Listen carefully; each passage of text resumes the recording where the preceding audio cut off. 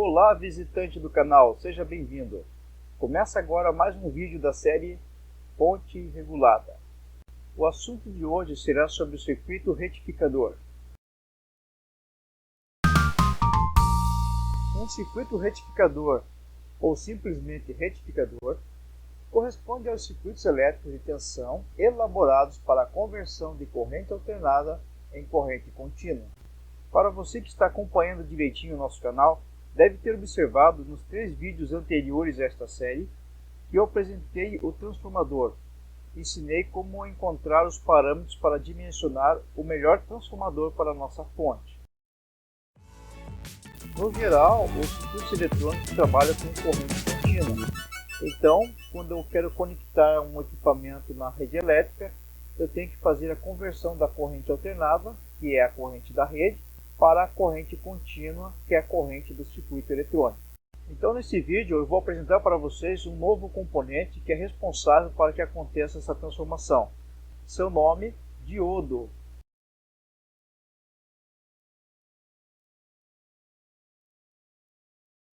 Estarei dividindo este tema em várias partes, começando pela estrutura do diodo até nós chegarmos ao circuito retificador. E dentro do assunto sobre a estrutura do diodo, eu vou fazer uma subdivisão em 2 partes, sendo que neste vídeo aqui eu falarei sobre a junção do tipo P e no outro vídeo eu falarei sobre a junção do tipo N. O diodo é um componente eletrônico criado a partir de uma pastilha de silício. Esta pastilha, por sua vez, poderá ser dividida em 2 partes. Em uma parte será adicionado um elemento químico conhecido como boro. Em outra parte, poderá ser adicionado outro elemento químico conhecido como antimônio. A este processo nós damos o nome de dopagem. A pastilha de silício dopada com boro fica com ausência de elétrons, e a pastilha dopada com antimônio fica com excesso de elétrons. Na imagem você pode verificar os 3 elementos químicos, o boro, o antimônio e o silício. O boro contém 3 elétrons na camada de valência. O antimônio possui 5 elétrons na camada de valência e o silício possui 4 elétrons na camada de valência. Conforme a fonte Wikipedia, camada de valência é a última camada a receber elétron no átomo ou nível de maior número quântico principal e secundário na distribuição eletrônica. Normalmente, os elétrons pertencentes à camada de valência são os que participam de alguma ligação química, pois são os mais externos. Elétrons de valência são aqueles que se encontram na camada de maior energia do átomo. Portanto, em uma estrutura de silício encontramos 8 elétrons de valência por átomo, ou seja, 4 elétrons que são do próprio átomo, mais 4 elétrons compartilhados dos seus átomos vizinhos.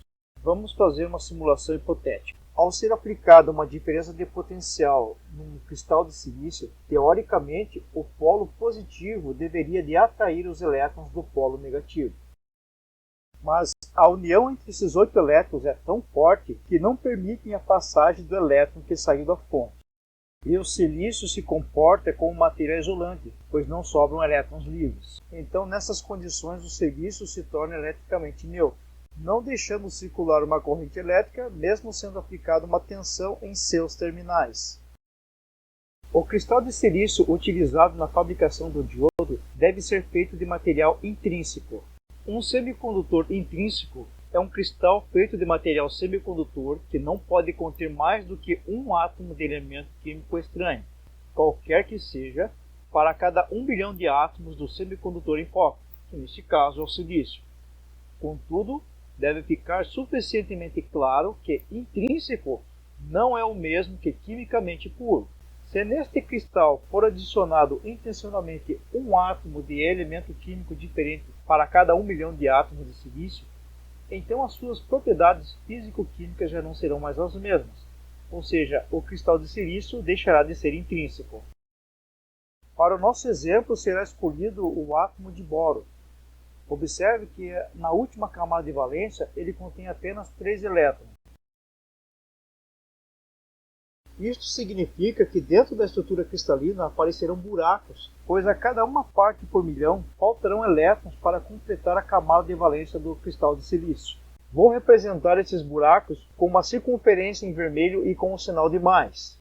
Agora esse cristal de silício ele deixa de ser intrínseco e passa a ter uma característica de extrínseco, ou seja, ele é um semicondutor do tipo P que pode conduzir eletricidade. Se nos terminais deste cristal for aplicado uma fonte de tensão, a diferença de potencial fará com que o elétron que sai da fonte seja atraído do polo negativo para o polo positivo. Aparecerá então a circulação de uma corrente elétrica. Esta corrente permanecerá enquanto o cristal estiver conectado à fonte de tensão. Normalmente na eletrônica, para representar esse circuito, é feita uma abstração conforme se pode ver na imagem ao lado direito. Mas independente do modo que for representado, sempre o elétron sai do polo negativo e vai no sentido do polo positivo. Porém, se você estiver diante de um esquema eletrônico, por convenção, o sentido da corrente vai do polo positivo para o polo negativo. Bem, agora diante dessas informações, você já está preparado para assistir o próximo vídeo. Lá eu estarei dando continuidade sobre este assunto aqui, onde falarei sobre a junção do tipo N. Obrigado por assistir. E não se esqueça de se inscrever no canal.